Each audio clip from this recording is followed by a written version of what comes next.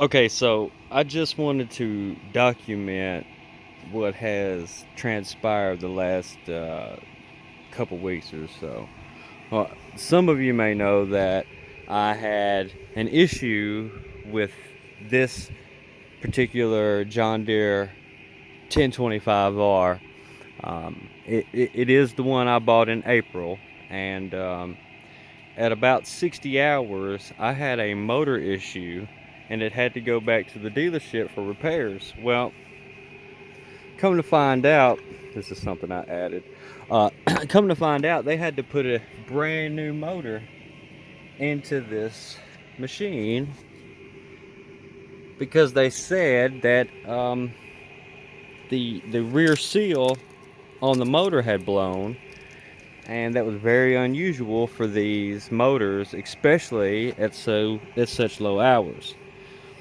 Some of you also know that I had just got through doing the 50-hour service on it, and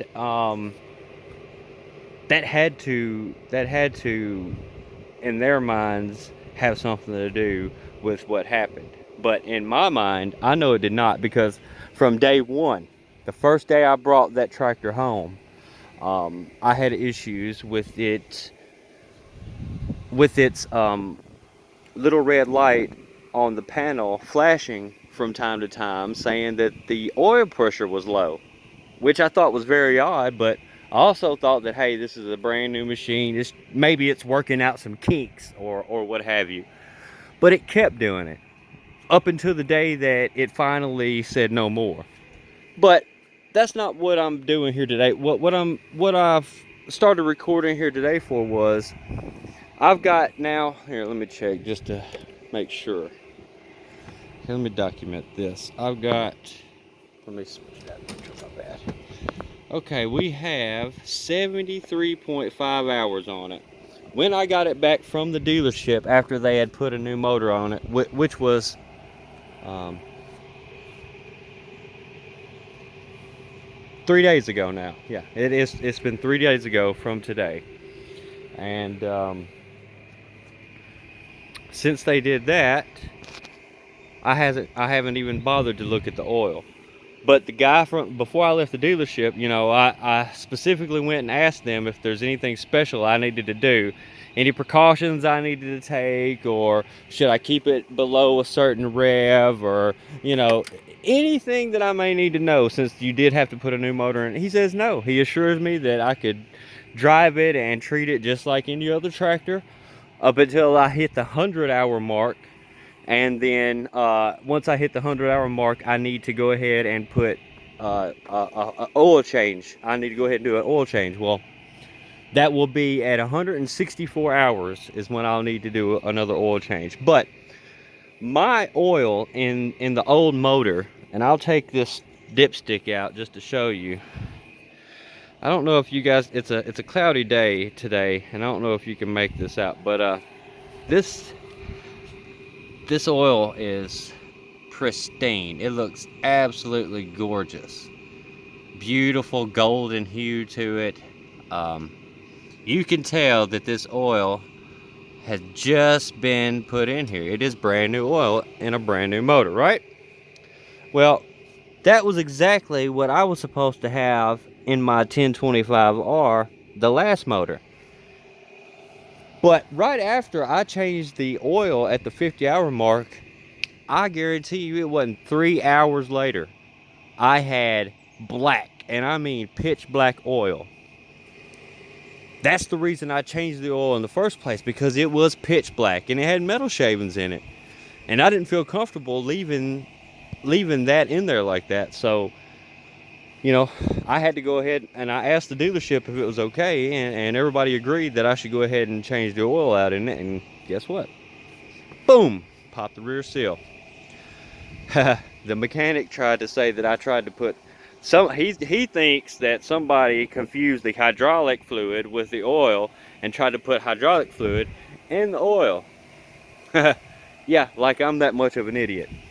Everybody knows hydraulic fluid goes in here, oil goes in either here mower here. It doesn't take a rocket scientist to know that.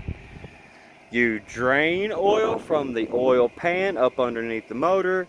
You drain hydraulic fluid up underneath the rear end reservoir. Come on, guys. I mean, I'm not that slow, okay? So, no one confused the two. As a matter of fact, I believe I got documented video evidence of it.